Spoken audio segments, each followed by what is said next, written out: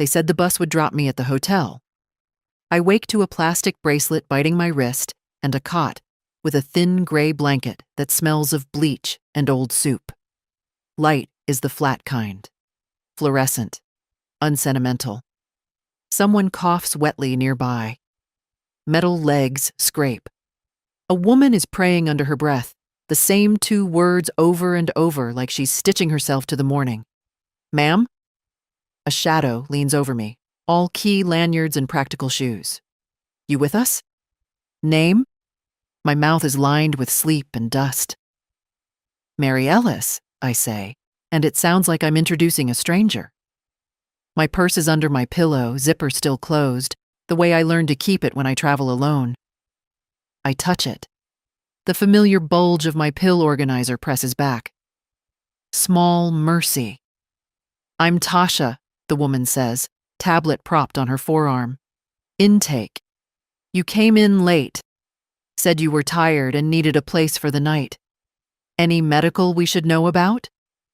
I was told there's a reservation, I say, though the word hotel won't pass my lips. It feels too shiny for this room. A room with my name. Tasha's face does that careful social worker thing, soft, but fenced. We'll see what we can find out. For now, breakfast is hot. I sit up slowly. My knees object. They always do, like old neighbors who think they own the street. Around me, the shelter hums to life. Cots fold, plastic bins slide. A volunteer rolls in a cart that rattles with dented mugs. A boy too young to be hard already wears that guard dog stare. Beside me, a woman with a tidy bun and a coat, folded like a napkin, says, "First day? You kept saying sea view in your sleep." I don't talk in my sleep, I say, then hear my voice. Thin, stubborn, unconvincing. What's your name? Inez. She offers me a peppermint from the pocket of her cardigan. Sugar helps. They keep the coffee strong. The bracelet is the paper kind, glossy and cheap, printed with Ellis, M, and a barcode, like a small insult. I work a nail under it, and Tasha notices from across the room. Leave it on for now, she calls, not unkindly. Makes it easier for staff. Inez smiles with only the left side of her mouth. Easier for staff. Hear that? Not for us. She pats my hand anyway. Her skin is dry as newsprint. Don't worry. First mornings feel like you fell asleep on a bus and woke up underwater. I stand. The floor is gritty, the way floors get when 100 shoes argue with them. On the wall, someone has taped up a sign with printer ink too light to read unless you lean in. No outside food, no weapons, respect quiet hours. I'm 74 years old, and I'm reading rules as if I might fail them. In the cafeteria line, a man in a hairnet ladles oatmeal that remembers being hot. I carry the tray like it's going to accuse me of something. A volunteer offers bananas with brown freckles. You want one, ma'am? He asks, eyes kind, voice tired. Yes, I say. I add 2 sugar packets to the oatmeal to please Inez and taste nothing but the memory of heat. Across from me sits a woman in a blazer, too nice for this place, flipping through files. She glances up. We're short on beds tonight, she tells Tasha. Church group's already full, day room's maxed. Tasha nods. We'll triage. Inez taps my wrist. That means decide who's in and who's on their feet by 10, she whispers. You got anywhere to go? I have somewhere to go, I say, and watch my breath fog the lukewarm coffee. After breakfast, they move cots to a closet with a door that doesn't quite close. The room looks like a theater after the audience leaves, stale, bright, disappointed.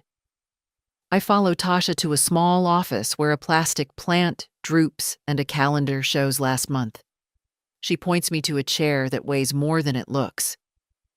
Mary, she says, typing, tell me what happened yesterday. Just the short version. I got on a bus, I say. They told me it would drop me off at the hotel. Who's they? She doesn't stop typing. The ones who said they'd take care of it. I fold my hands to keep them from shaking. My family. The word tastes like a chip of ice. I had an itinerary printed. Somewhere. She waits. I dig in my purse. Lipstick, receipts, old mints fused to their wrappers. No itinerary. But my pill case is there, blue as a robin's egg. My ID, my Medicare card, my bank card in its sleeve. I breathe. It's possible the driver, perhaps there was a change. Tasha's look says she's heard every polite explanation pain can invent. Do you know the hotel's name? Seaview, I say, and the room hears it now. The word that belonged to last night and a different kind of morning. Seaview Harbor. She writes it down. City? Brighton Cove, I answer, and it is like naming a country you once lived in. We'll call, she says. Phones go out at 9 when the desk opens. Before that, I need to ask, any safety concerns at home? Anyone who might have kept you from getting where you intended to go? I meet her eyes. Mine are steady. They've had a lifetime to practice. I am not missing, I say. I am misplaced. Tasha allows herself the smallest smile. All right, Ms. Misplaced. We'll start with the hotel. Then we'll figure the rest. Back in the common room, the TV fights with the sound of plastic bags. A weatherman waves at rain we can't feel. Inez has claimed a sturdy chair near the window and saves the one beside it with a scarf. When I sit, she nudges my elbow. See that guy at the door? Security. He'll pretend he doesn't hear you unless you stand right in front of him. And the lady with the blazer? She's nice until 3. Then she turns into rules. Learn the faces. It helps. I won't be here that long, I say. It comes out quiet, but not weak. None of us planned on it, she answers. That's why you fold your blanket neat when you leave. Even if you never see it again, you tell the room who you are. I smooth the bracelet once, decide to keep it for now, and tuck my purse strap under my arm. Somewhere a clock stutters and remembers its job. 9 o'clock will come whether I dread it or not. The phones will ring. Someone at a desk in a clean lobby will answer, with a practiced smile in their voice. And I will say my name like a promise that still belongs to me. I woke with that same knot in my stomach I'd gone to bed with, the one that had kept me staring at the ceiling half the night. You don't sleep well when you've decided to break a lifetime's habit of swallowing your pride. The bus ride yesterday, the lies, the shelter instead of a hotel, those weren't just mistakes. They were choices. Choices someone made because they thought I wouldn't fight back. The shelter's coffee was thin and bitter, but it burned away enough of the fog in my head to let me think straight. I sat at a small table in the corner, hands wrapped around the paper cup, watching the others shuffle in, some with bags under their eyes like mine, some with eyes that had given up long ago. I didn't want to be here a day longer than necessary. My purse was still with me. Inside, my wallet. Inside the wallet, my bank card, my ID, and the small notebook where I kept numbers. Amounts lent, bills paid for others, promises made and broken. I'd been writing in it for years without realizing I was also writing my own indictment of them. Page after page of my life converted into receipts and favors. I called the bank from the shelter's payphone, my voice steadier than I expected. Yes, I'd like to suspend all automatic payments and revoke a power of attorney. The young man on the other end sounded surprised, even concerned. I didn't explain. I didn't need to. All I wanted was that first clean break. By the time I walked out of there, The winter air bit at my face, but it felt almost welcome. I stopped at the corner bakery, not for myself, but because the woman behind the counter, Marta, had always given me more than I paid for. She slid an extra roll into the bag without a word.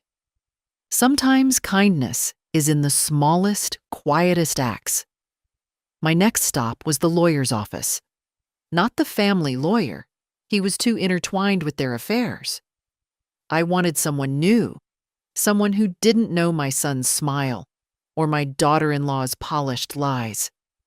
A woman named Harris met me in a cramped office lined with books.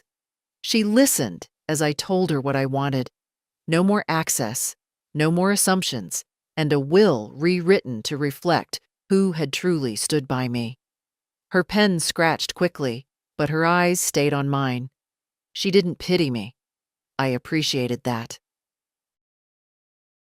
By the afternoon, my phone had rung so many times I turned it off.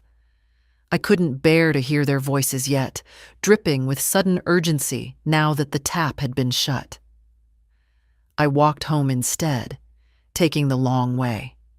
Past the riverbank, past the church where I'd once baked pies for every fundraiser, past the row of trees that still held the wind like an old memory.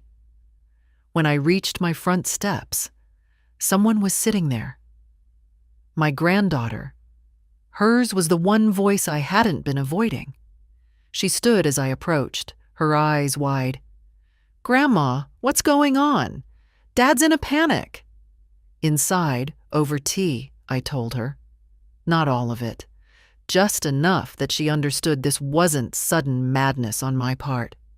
She listened, hands wrapped around her cup, a frown between her brows. "I've seen how they treat you," she admitted. "I just didn't think you'd ever—" She trailed off. "Neither did I said. And for the first time in years, I felt something close to lightness. That night, I took out my old blue dress and hung it where I could see it. I didn't know yet when I'd wear it, but I knew it wouldn't be for them. Not unless it was on my terms. The morning after felt different. Not softer. No, nothing about this was going to be soft, but clearer. Like the moment after a storm when you can see the wreckage for what it is.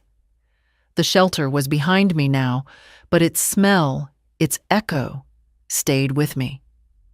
I could still hear the cough of the woman on the next cot, still see the paper bracelet crumpled in the trash. I made oatmeal at home, the real kind you cook slow, not poured from a packet. The kettle hissed.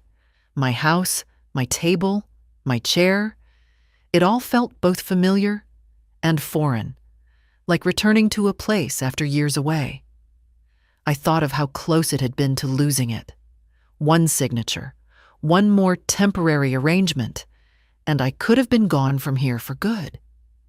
I wasn't in the mood to sit still.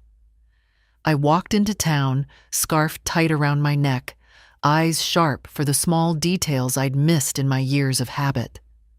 At the library, the same one where I'd taken my children when they were small, I asked for a computer. My hands shook a little as I typed, first my name, then my address, into the county property search. There it was. My name was still listed, but something new sat beneath it. A pending transfer of ownership, filed just 2 weeks ago. To a trust, managed by my son. My throat tightened, but not with surprise. It only confirmed what I'd begun to suspect, that the hotel trip had been a step in a plan. I printed the page and slipped it into my purse. The librarian, a boy young enough to be my grandson, glanced at me like he wanted to ask if I needed help. I smiled the kind of smile that tells someone to mind their own business. Back outside, the air had warmed enough to smell the river. I headed toward the bus stop, but halfway there I stopped. The bank was across the street. I didn't plan to go in, but my feet had other ideas. Inside, the teller recognized me. Years of small deposits and Christmas checks for the grandchildren will do that. I asked for a balance, and then I asked to move a large portion into a new account, one in my name only, no joint access. Her eyebrows lifted, but she didn't question me. By the time I walked out, the sun was dropping low, washing the street in that late afternoon gold that makes even cracked sidewalks look beautiful. I passed a cafe, and through the glass I saw my son's friend, the one who'd been a witness at their wedding, laughing into his phone. He didn't see me. Back home, I pulled the printed property record from my purse and set it beside the blue dress. 2 reminders, one of what they'd tried to do, and one of what I still had. I wasn't done yet.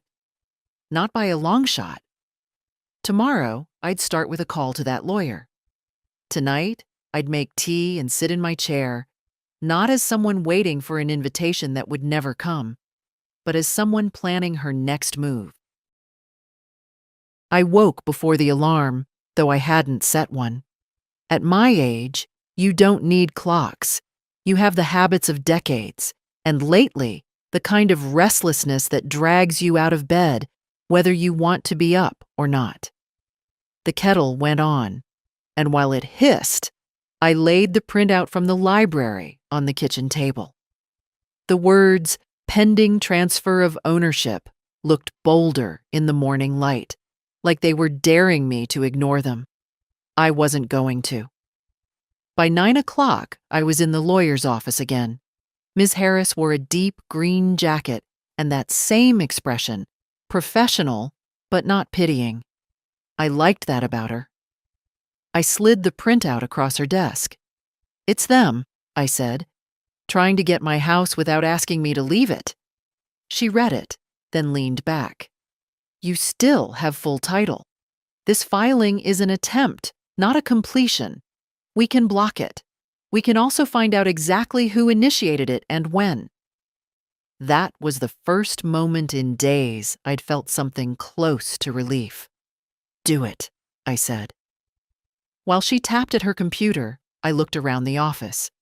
No family photos, no clutter, just shelves and a pot of red geraniums by the window. I thought of my own mantle, lined with pictures of people who could lie to me without flinching. Ms. Harris printed forms, explained each one slowly, and had me sign. We added a clause to my will, a change to my banking instructions, and, her suggestion, a formal letter revoking any powers of attorney. By the time we were done, my hand ached from the pen, but the knot in my chest had loosened. Back on the street, I stopped at the corner store for bread and milk. The clerk, a girl with dark braids, smiled and asked if I needed a bag. I almost said no. Habit. But then I thought of the papers in my purse and said yes. You carry certain things close, where they can't be knocked from your hands. At home, I made a sandwich and ate it standing at the counter. The phone rang halfway through. I recognized the number and let it go to voicemail. A minute later, it rang again. Persistent. I turned the volume down. In the afternoon, Inez from the shelter called. "You all right, hotel lady?" she said, voice dry but warm. "Better than I was," I told her. "Better than they expected me to be." She laughed, a short, knowing sound. "That's the trick, isn't it? Let 'em think you're small, then show 'em you're not." After we hung up, I went to my closet and reached for the top shelf. It took a chair and some careful stretching, but I pulled down the old tin box I hadn't opened in years. Inside were letters from George, a few savings bonds, and the deed to the house, the original, with my name in bold ink. I set it beside the blue dress. 2 anchors, one for where I'd come from, one for where I was going. And tomorrow, I decided, I'd make my first unannounced visit in a very long time. I didn't tell anyone I was coming. That was the point. For years, my visits had been polite, planned affairs, announced days ahead so my son or his wife could tidy up just enough to pretend nothing had been said behind my back. This time, I wanted to see things as they really were. The morning was crisp, the kind that wakes you up before the coffee does. I took the bus instead of calling a cab. Less obvious. I sat near the back, watching the streets change from my quiet neighborhood to theirs. Newer houses, bigger driveways, hedges trimmed like they were afraid of growing wild.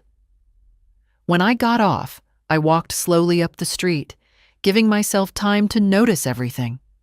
A for sale sign 2 houses down. Kids' bikes on a lawn.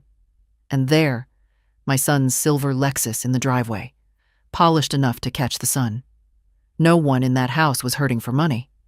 I knocked twice. No answer. I was about to turn away when I heard movement inside. Voices, quick and low. Then the door opened.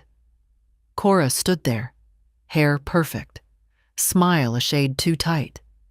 "Mary," she said, as if my name tasted sour. What a surprise! "I was in the neighborhood," I said, stepping forward before she could block the doorway. The living room was as spotless as a furniture showroom, but there was a stack of unopened mail on the console table, and the top envelope had the bank's logo on it. I kept my eyes moving, casual. She offered me coffee, and I accepted. Not because I wanted it, but because sitting gave me more time. Wesley came down the stairs, phone in hand. He froze for a fraction of a second when he saw me, then plastered on a grin. "Mom, I didn't know you were—" "Of course you didn't," I said lightly. "I didn't call." The 3 of us sat. They asked small questions, the kind people use to fill time, about my health, the weather, a neighbor's dog. But there was tension in the way Wesley kept glancing at Cora, as if silently asking what I knew. I didn't bring up the shelter, the hotel, or the transfer of ownership. Not yet. Instead, I asked about their anniversary dinner. Wesley's eyes flickered. Cora looked at the floor. "It was lovely," she said finally. "I'm sure it was," I replied, holding her gaze until she looked away. After an hour, I stood to leave. Cora walked me to the door, her voice dropping low. "Mary, whatever you think you know, it's more complicated than that." I smiled the kind of smile that isn't an answer. Life always is. Outside, the air felt colder than when I'd arrived, but I also felt sharper, clearer. They were nervous, and that was a start. On the bus ride home, I opened my purse and touched the edge of the property printout. I still hadn't played my hand. Not yet. Sometimes the best way to win is to let the other side think they still hold the cards. For now. The next morning, I woke with the same steady purpose I'd felt on the bus ride home yesterday. The visit had been worth it. Not for anything they'd said, but for the way they'd looked at each other. That flicker of unease was better than a confession. It meant they knew I wasn't just going to fade into the background. I made tea and took it to the kitchen table, setting out my papers like a card player arranging her hand. The deed, the property transfer printout, the letter from Ms. Harris revoking every scrap of legal access they'd had to my affairs. I read each one slowly, the way you savor something that belongs entirely to you. Around mid-morning, the phone rang.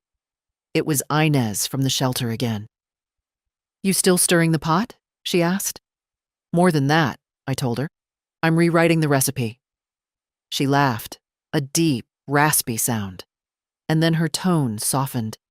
"Just remember, sometimes they bite back. Make sure you've got your teeth in first." After we hung up, I decided to take a walk. I ended up at the small diner on the corner of Elm and 3rd, the one George and I used to go to on Sundays. The waitress, Ruthie, still remembered my order. Scrambled eggs, no toast.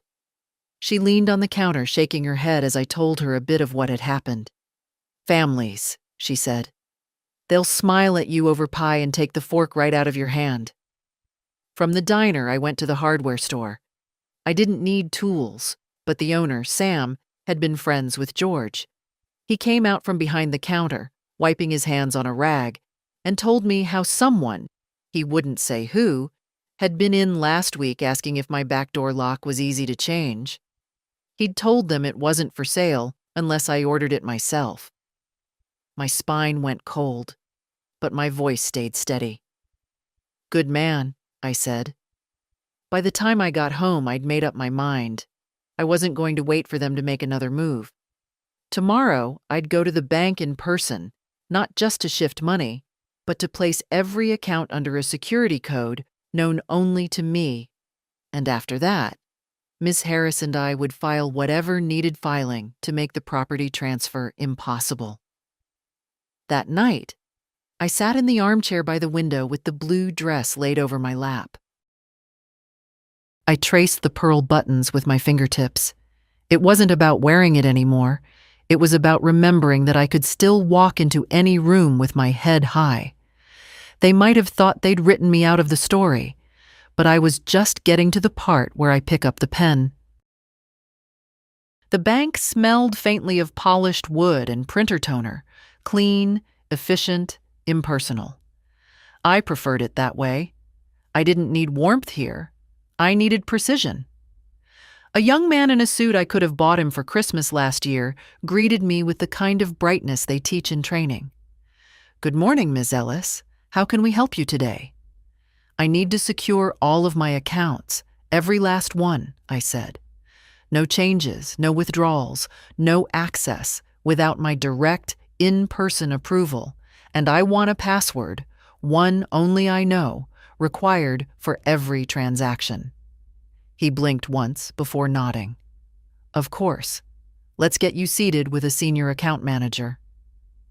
The manager was a woman about my granddaughter's age, but she carried herself like someone who didn't flinch easily. I explained, in broad terms, that I'd recently become aware of attempts to act on my behalf without my consent.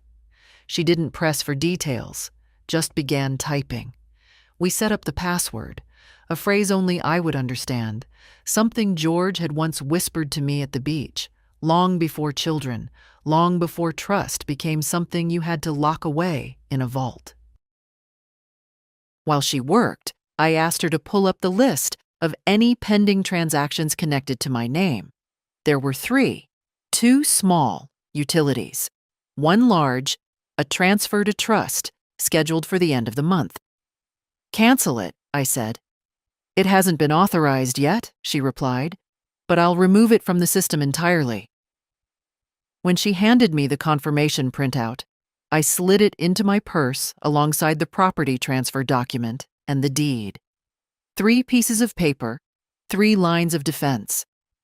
On my way out, I stopped at the public notary desk and had copies of everything certified. If my son or his wife wanted to make this ugly, I'd make sure they learned I knew how to play ugly back, legally, cleanly, and without apology. I left the bank and decided to walk the long way home. The air carried the bite of late autumn, the kind that makes you want to tuck your chin into your scarf. I passed the school where Wesley used to pick up his daughter, my sweet Claire, before everything between us turned into polite silences. Near the corner, a car slowed beside me. His car, the silver Lexus. The passenger window rolled down, and Cora leaned toward me. Mary, we need to talk, she said, voice tight. I kept walking. Then talk, I said, without looking at her. She hesitated. Wesley's upset. He thinks— I know what he thinks, I interrupted, and he knows why. Her lips pressed into a thin line. It doesn't have to go this way. I stopped then, just enough to meet her eyes. It already has. She didn't answer, just rolled the window up, and the Lexus pulled away. I stood there a moment, letting the cold sting my cheeks, then kept walking. Back at home, I laid the certified papers on the table. 3 anchors, steady and unshakable. I made tea, sat in my chair, and felt something I hadn't felt in years. A calm born not from pretending everything was fine, but from knowing I'd put real walls between myself and those who thought I was theirs to move around like furniture. I knew they'd try again. People like that don't give up after the first locked door. But they'd find the next one locked too, and the next. And if they kept pushing, they'd learn the truth. I'd lived alone before. I'd built my life before them. And I could do it again without blinking. I didn't sleep much that night, but not from worry. My mind was working in a different way, measuring steps, weighing angles, remembering the details most people miss. At my age, you don't waste energy on dramatics. You plan, you pace yourself, and you strike when it matters. By mid-morning, I was at the library again. The same boy from last week was behind the desk. "Computer?" I asked. He gave me a number card without a word, though his eyes followed me as if he remembered the last time I'd been there. I typed my name into the county court records this time. It took a while, but there it was. An intent to transfer property form, filed electronically, no witness signatures, no physical visit to the clerk's office, coward's work. I clicked to open the attached document, and there, in the neat, impersonal text of legal forms, were the words that made my stomach turn. Initiated by power of attorney, Wesley Ellis. Except he didn't have that anymore, not legally, which meant 2 things. 1, he'd filed it before I revoked it, or 2, he was lying to the court. Either way, I printed the record. Then I searched his name. My son's name, on public documents, tied to more than one trust, not just mine. One of them belonged to a man I knew, Harold Jensen, who used to live 2 streets over, now in a nursing home. A pattern was beginning to take shape, and I didn't like the look of it. I folded the papers and slipped them into my purse. From the library, I walked to Ms. Harris's office. She was in with another client, but her assistant took one look at the documents and said, "We'll add these to your file, and we'll request the electronic log to see exactly when and from where the filings were made." I left feeling steady, almost cold inside. Cold is good. Cold keeps you from making mistakes. On the way home, I stopped at the grocery store. In the canned goods aisle, I ran into Claire, my granddaughter. She hugged me quick, like she was afraid someone might see, and whispered, "Grandma, Dad's been saying you're confused, that you don't know what you're doing." I met her eyes. "Do I look confused to you?" She shook her head. "No. You look sharper than I've ever seen you." I touched her cheek. "Good. Remember that." At the checkout, I paid in cash. Small habit, but one that leaves no trail for anyone with wandering eyes. Back home, I added the new papers to the growing stack on my dining table. The blue dress hung on the chair beside it, almost like it was keeping watch. I sat, sipped my tea, and thought of the next step. Not defense this time, but offense. I wasn't just going to stop them. I was going to make sure they couldn't try this with anyone else again. The wind rattled the kitchen window that morning, a sharp, restless sound, like the house itself was urging me forward. I sat at the table, hands wrapped around a mug of tea gone cold, staring at the stack of papers I'd built like a fortress. Deed, bank statements, certified copies, court filings. Proof. But proof isn't enough if it just sits there. I needed the kind of action that makes people wish they'd never started down this road. I called Ms. Harris first.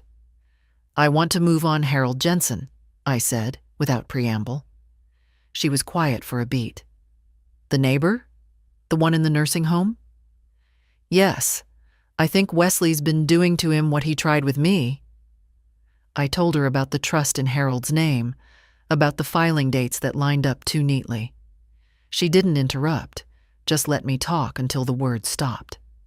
Then, "All right, we can contact Harold's court-appointed advocate. If what you suspect is true, they'll open an investigation." When I hung up, I felt that cold steadiness again. It wasn't joy, not satisfaction, just the clarity that comes when you finally see the whole picture. Around noon, I decided to dig into my own past decisions. I went into the spare room, once a sewing space, now mostly boxes, and found the file marked legal. Inside, under faded receipts and warranty slips, was the original power of attorney I'd signed for Wesley. The date on it made my stomach tighten. 4 years ago, right after my surgery, when I was still fogged from painkillers and too tired to read the fine print. I remembered him saying, "It's just in case something happens, Mom." Something had happened, all right. I slipped the document into my purse. It wasn't just a mistake. It was a breadcrumb. The kind that could lead right back to him if I placed it in the right hands. I took the long walk to the nursing home where Harold lived. The place smelled of antiseptic and lavender air freshener, the same mix every facility uses to try to soften the edges. Harold was in a wheelchair by the window, watching a squirrel pick at the grass. "Mary Ellis," he said, voice raspy but bright. "Haven't seen you in years." I sat beside him and kept my tone light. "I've been keeping busy. Harold, can I ask you something? Has anyone been helping you with your bank or your house?" He frowned. "Your boy, Wesley, right? Said he was doing me a favor. Papers to sign so the state wouldn't take the place if I had to stay here." My stomach knotted. "Do you remember when that was?" He shrugged. "Last spring, maybe." I patted his hand. "Would you mind if I passed your name to someone who can make sure everything's been handled fairly?" He chuckled. "Handle away. I've got nothing left to lose." I left the nursing home with more than I came for, a witness, however fragile. Back home, I called Ms. Harris again. He confirmed it. Wesley got him to sign papers last spring. "I'm bringing you the original power of attorney from my own file. You can match the handwriting, the notary stamp. It's all there." She didn't say "good job" or "I'm sorry." She just said, "Bring it in tomorrow. We'll move fast." I hung up and set the kettle on. The house felt quieter than usual, but not in a lonely way, in a prepared way. The kind of quiet before a chess move you know will change the game. I sipped my tea, looking at the blue dress draped on its chair, and thought, not for the first time, that people mistake age for softness. They forget how much you learn watching the world try to take from you, piece by piece. I wasn't just going to keep my house. I was going to make sure Wesley never stood on someone else's doorstep with those same papers in his hand again. The morning felt heavier, like the air itself had weight. I woke before the sun, pulled on my sweater, and laid everything out on the table. Harold's story, my power of attorney, the court filings, the certified copies. I wanted it all in one place, ready for when I walked into Ms. Harris's office. By the time I got there, she was already waiting with 2 cups of coffee. No pleasantries, no warm-up, just a nod toward her desk. "Let's get to work." I slid Harold's name across first. She scanned the note I'd made, then the original power of attorney. "Same notary stamp," she said, tapping the corner. "Same handwriting on the witness line. Whoever handled this wasn't even careful enough to change their habits. That's because they didn't think they'd have to, I said. They thought we'd just let it happen. She opened a new file on her desk, labeled it Ellis, Potential Criminal Matter, and began making a list. First, we contact Harold's advocate. Then we file a formal objection to the transfer on your property, citing lack of valid authorization. At the same time, we lodge a complaint with the county clerk regarding fraudulent use of a revoked power of attorney. We want this on record before they can make another move. It was clinical, methodical, exactly what I needed. No theatrics, no outrage, just the slow tightening of a net. While she typed, I asked, "What happens if this turns criminal?" Her eyes lifted from the screen. "Then it stops being your word against theirs. It becomes the state's case." I nodded. Good. When I left her office, I didn't go straight home. Instead, I walked 2 blocks over to the community center. They had a legal aid desk there once a week, and I wanted to know if anyone else had complained about similar issues. The volunteer, a man in his 60s with reading glasses sliding down his nose, looked up from his forms. "Funny you ask," he said. "We've had 2 seniors in the past month with almost the same story. Family, helping them sign documents they didn't understand. Different names, but the setup sounds alike. I left my number with him, just in case. Patterns aren't always easy to prove, but once you see them, you can't unsee them." On my way home, I stopped for groceries. In the parking lot, I spotted Cora again, leaning against her car, scrolling through her phone. She saw me, froze, then pasted on a smile that didn't reach her eyes. "Mary," she said, too brightly. "We were just about to call you." "Don't bother," I replied, walking past her toward the store. "I'm handling things myself." Her voice followed me. "You don't have to do this." I didn't turn around. "Yes," I said, "I do." Back home, I added a new folder to my growing stack, labeled Other Victims. Maybe it was premature, maybe it was too much, but something told me this was bigger than me. That evening, the phone rang. I expected silence after the click, but instead, a familiar voice spoke. "Harold's. Your lawyer called," he said. "Said I might get my house back." "You will," I told him. And I meant it. When I hung up, I stood by the window, looking out at the streetlights flickering on one by one. People walked past my house without a glance, never knowing how close it had come to belonging to someone else. I rested my hand on the back of the chair where the blue dress still hung. Not yet, I thought, but soon. And when I wore it, it wouldn't be for show. It would be because I'd earned it. The next morning, I was at the kitchen table before the sun had fully risen, pen in hand, writing a list that was less about remembering and more about committing myself. Once it's on paper, you can't pretend it was just an idea you might get to later. At the top, I wrote, "Finish closing every door they could use." Ms. Harris had filed the objections yesterday, but I knew better than to assume that meant the game was over. People like Wesley and Cora didn't take one setback and walk away. They circled, tested the edges, looked for cracks. My job was to seal them before they even thought to knock. First stop was the post office. I'd kept the same P.O. box for years, mostly for the occasional letter, but now I had all my mail rerouted there. No more envelopes left in my street mailbox for anyone to accidentally collect. The clerk, a wiry man with ink stains on his fingers, stamped the change of address form and said, 3 days and it's all coming here. I left with 2 keys, one for my purse, one hidden in the seam of my coat pocket. From there, I went to the utilities office. Power, gas, water. Every account had been in my name alone for decades, but I still added a password and a note. No changes without in-person verification by account holder. The woman at the counter didn't ask why.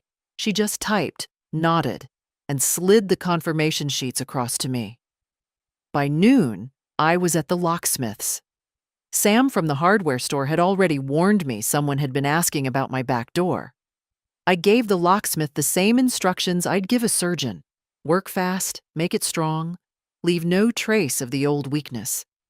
He replaced both front and back locks with heavy deadbolts, then handed me 3 new keys. "These aren't easy to copy," he said. "Keep track of every single one." I told him he didn't need to worry. After a quick lunch at home, I opened the tin box from the top shelf again. Inside, beneath the letters from George, I found the small photo album I hadn't touched in years. In the back, I slid an envelope containing 1 certified copy of every important document: deed, court filings, bank changes. If my house ever did get broken into, I wanted proof somewhere they wouldn't think to look. In the afternoon, Inez called again. "Heard from one of the ladies here," she said. "Your name came up. They said you're making a fuss." "I'm not making a fuss," I replied. "I'm building a wall," she cackled. "Same thing, if you do it right." The rest of the day, I stayed quiet, letting the rhythm of small chores settle my mind: laundry, sweeping, a pot of soup simmering on the stove. But my thoughts were never far from the stack of papers on the table. Every lock, every password, every rerouted letter was a stitch in the net I was tightening. Just before dark, I stepped outside. The street was quiet, the air smelling faintly of wood smoke. Across the way, the porch light at my neighbor's flickered, and for a moment, I thought I saw a car idling at the far end of the block. The shape of it was familiar. I didn't move toward it, didn't wave, just stood in my own doorway until the engine turned over and it drove away. Back inside, I bolted the door and set the keys in their place. This wasn't fear. This was preparation. And preparation is what keeps you standing when someone decides you're easy to move. I sat in my chair, the blue dress still hanging beside me, and realized I'd done it. I'd closed every door they could reach. Now it was only a matter of time before they understood there was no way back in. I didn't plan the meeting. I let it happen. Some things work better when you don't give the other side time to polish their lies. It was Saturday morning, cool and bright. I took the early bus toward town, but instead of getting off at the market like I usually did, I stayed on until the stop near Wesley's office. I knew he sometimes went in on weekends, old habit from his real estate days, before he learned there was more money in other people's signatures. Sure enough, his Lexus was parked out front. Cora's sedan sat beside it. My reflection in the glass door looked steady enough, though my pulse was a drumbeat in my ears. I pushed the door open and stepped inside. Wesley was behind his desk, phone in hand, mid-sentence. His eyes widened when he saw me. "Mom!" Cora came out from the back room, a folder in her hands. "Mary," she said, tone too sweet to be real. "We were just—" "Stop," I said. My voice wasn't raised, but it cut clean through the room. I walked to the chair opposite Wesley's desk and sat without asking. "I'm not here to listen. I'm here to tell you how this will go." They exchanged a glance, the silent kind that says they still think they're in control. I reached into my bag and pulled out the stack of papers, setting them on the desk one by one. The deed, the certified court objections, the bank's transaction report with the canceled trust transfer, and finally, the county filing showing Harold Jensen's name alongside Wesley's. "I know what you've been doing," I said. "Not just to me, to Harold, to others, and I'm done pretending I don't. Cora's smile faltered first. Wesley leaned back, trying for casual, but his knuckles whitened around the edge of the desk. You don't understand. I understand perfectly, I cut in. You used my trust. My age. You thought I wouldn't notice because I've spent my life giving you the benefit of the doubt. That's over. Cora set the folder down. This could get messy, she said. It already is, I replied. Here's what's going to happen. You will stop every action on my property, my accounts, my name. You will not contact me except through my lawyer, and you will stay away from Harold Jensen and anyone else you've cornered into signing something they didn't understand. Wesley shook his head, that same disappointed father look he used when I refused to take his advice. And if we don't? I leaned forward, meeting his eyes. Then the county prosecutor gets this file, and you can explain yourself under oath. The silence stretched. Finally, Wesley spoke, voice lower now.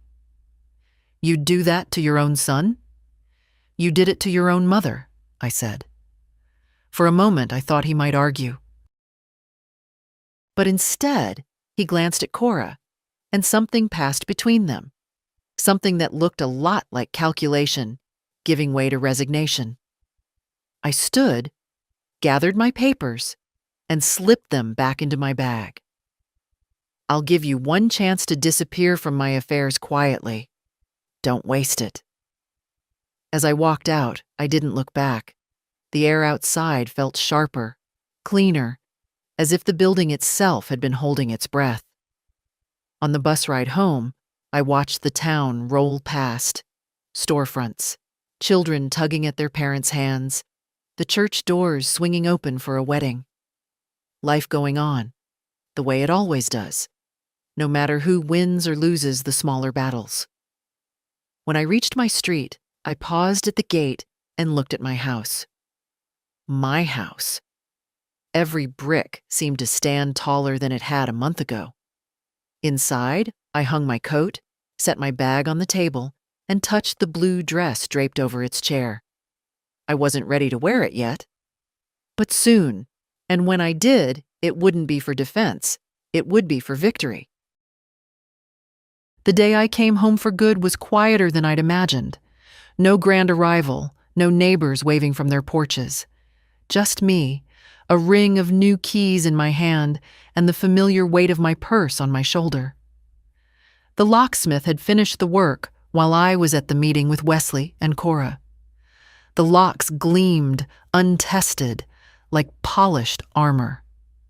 I slid the first key into the front door, felt the smooth resistance, and stepped inside. The air was different, still my home, but carrying traces of someone else's presence. A faint, sweet scent that wasn't mine. The living room looked orderly at first glance, but the details told another story. My armchair angled slightly wrong. The photograph of George and me, usually in the center of the mantel, pushed to the side. I walked through each room slowly, letting my eyes adjust to what had changed. In the dining room, the china cabinet door was ajar, one plate missing from the set.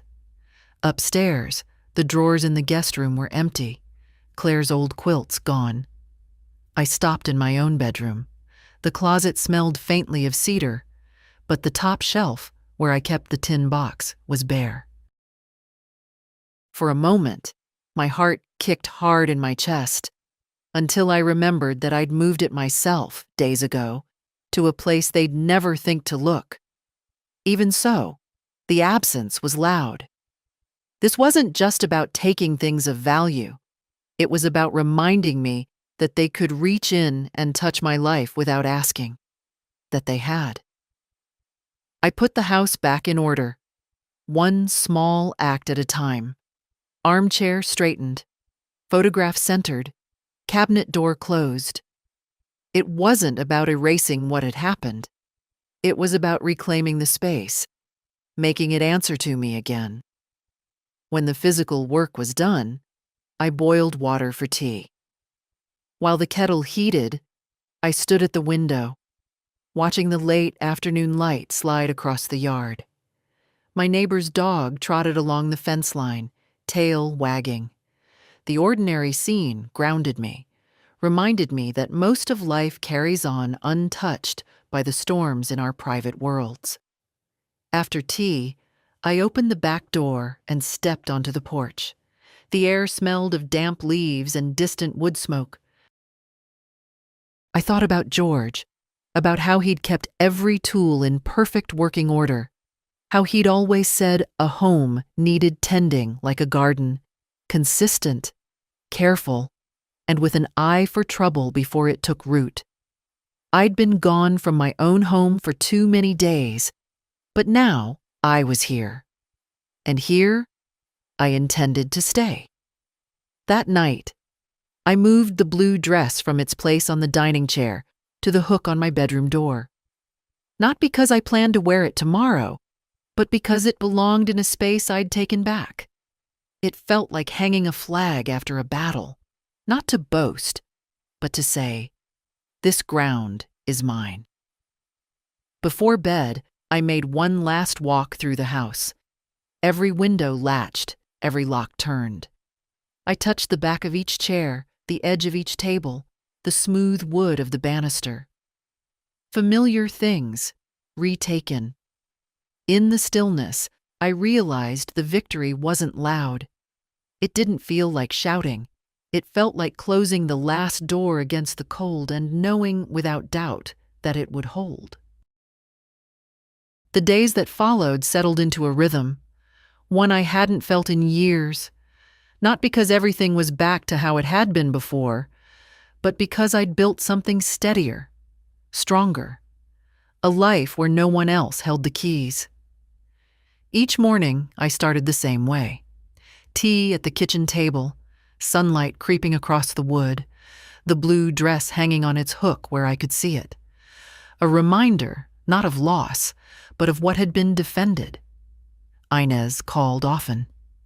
"You still standing tall, hotel lady?" she'd ask.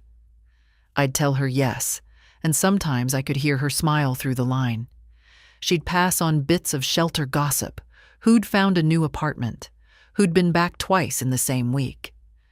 We never said it out loud, but we both knew what she was really checking for, whether I'd slipped back into silence. I hadn't. Ms. Harris kept me updated. The county clerk had officially voided the property transfer attempt. Harold's advocate had filed his own objection, and an investigator was looking into a pattern of questionable transactions. The phrase made me think of quilt squares, each incident a neat piece, harmless on its own, but when stitched together, revealing the whole design. I wasn't naive enough to think this was over. Wesley and Cora had been quiet since our meeting, but quiet could mean planning. Still, the balance had shifted. They knew now I could fight, and that I would. One afternoon, Claire came by. No text beforehand, just a knock on the door. She looked nervous, as if she wasn't sure which version of me would answer. I made tea, and we sat at the table, steam curling between us. "Dad's not happy," she said finally. "I wouldn't expect him to be." She hesitated. "He says you're making this worse than it is, that you don't understand what he was trying to do." I met her eyes. "I understand exactly. That's why it's stopping." She didn't argue. Instead, she reached for my hand. "I'm glad you're different now. Stronger." I squeezed her fingers gently. "I'm the same. You're just seeing more of me than before." When she left, I stood in the doorway and watched her walk down the street, shoulders squared in a way that made me wonder if maybe strength could be passed down like a recipe. That evening, I opened the tin box. I didn't need anything from it. I just wanted to see it was still there. The papers, the letters from George, the envelope of certified copies. all intact. I touched the deed, the raised seal cool under my fingertips, and felt the same quiet pride I'd felt the day we signed it all those years ago. A week later, Ms. Harris called with news. "The investigator has enough to proceed if Harold's willing to testify," she said. "And we've got at least 2 other seniors who've described nearly identical tactics." "Will it go to court?" I asked. "It could. But even if it doesn't, your son's not going to be able to try this again without someone watching." After we hung up, I sat for a long while in the quiet, listening to the slow tick of the kitchen clock. I thought about the kind of mother I'd been, the compromises I'd made, the times I'd smoothed over trouble instead of calling it out. I thought about how easily that habit could have ended with me in a shelter for good, my home in someone else's name. Not anymore. That night, I took the blue dress from its hook and laid it across the bed. The fabric was cool and soft, the pearl buttons still firm in their threads. I ran my hands over it, not with nostalgia, but with the certainty that one day soon I'd wear it again, not for them, not for anyone else's approval, but for myself. When I put it back, I caught my reflection in the mirror. The lines in my face hadn't softened, but my eyes were sharper, steadier. I thought of what Inez had said the day we met in the shelter, that first mornings feel like you've woken underwater. I wasn't underwater anymore. I was on solid ground, and the house around me, my house, felt like it was breathing with me. Some victories don't roar. They stand. They endure. And they wait for anyone who might be foolish enough to try again. I woke before the sun, the house still wrapped in shadow. For a long while I sat at the kitchen table, hands around my mug, listening to the creaks and sighs of the walls. This place had held me through joy, through grief, through storms inside and out. And now it had held through this, through people I once trusted trying to slip it out from under me. The fight was quieter now. No more papers to file, no locks left to change, no accounts waiting for passwords. The fortress was built. What remained was something different, something like watchfulness. The kind you learn from tending a garden. Weeds will always try to return, but you know where to look for them now. Inez called mid-morning. "Heard from a lady here," she said. "Said she's got a nephew sniffing around her will. I told her your story." "My story?" "Yeah. How you went from hotel to shelter to making them wish they'd picked an easier mark." She laughed, low and knowing. Said it gave her ideas. After we hung up, I thought about that. How one person speaking up could loosen the knot in someone else's chest. I'd spent too long believing silence was dignity, when really it was just permission. In the afternoon, I walked to the post office. The clerk handed me a small stack of mail, all addressed to the P.O. box now. Among the bills and catalogs was a letter from Harold. His handwriting was shaky, but clear enough. They said I can keep the house. Thanks to you. I sat on the bench outside and read it twice, the sunlight warm on my shoulders. It wasn't just relief for Harold. It was proof. Proof that pushing back mattered, that it worked. Back home, I brewed tea and sat in the armchair by the window, the blue dress hanging across from me. For weeks it had been a symbol of something waiting, something not yet claimed. Now it felt like an invitation. I took it down, smoothed the fabric, and buttoned it slowly. It still fit, not just in size, but in spirit. In the mirror, I saw the same face, the same lines, but behind them, something steadier, not softer, not harder, just certain. I walked through each room, the sound of my steps against the floorboards familiar and grounding. In the dining room, I touched the table where my papers had been spread like battle plans. In the living room, I straightened the photograph of George one last time. In the hallway, I rested my hand on the banister, feeling the weight of the house as if it were an extension of myself. Before evening fell, I stepped onto the porch. The air carried the first chill of winter, but it didn't bite. Neighbors passed, some waving, some not. The street was the same as it had always been, but I stood on it differently now. I thought of all the women who'd been told to be quiet, to be grateful, to let things slide. How many of them had been left with nothing but memories in exchange? And I thought about the ones still in that place, wondering if speaking up would make them look foolish or unkind or ungrateful. Here's what I know now. Silence feeds the kind of hunger that never stops. And dignity isn't in swallowing your pain. It's in standing so firmly in your own life that no one can move you without your consent. So if you're reading this and someone is circling your home, your money, your name, don't wait for them to take the first bite. Lock the doors. Guard the garden. Say the thing they hope you'll keep quiet. Because you are not theirs to manage. You are not furniture to be rearranged. And if they don't like the sound of your voice, let them learn what I've learned. There's no age limit on drawing a line and daring someone to cross it.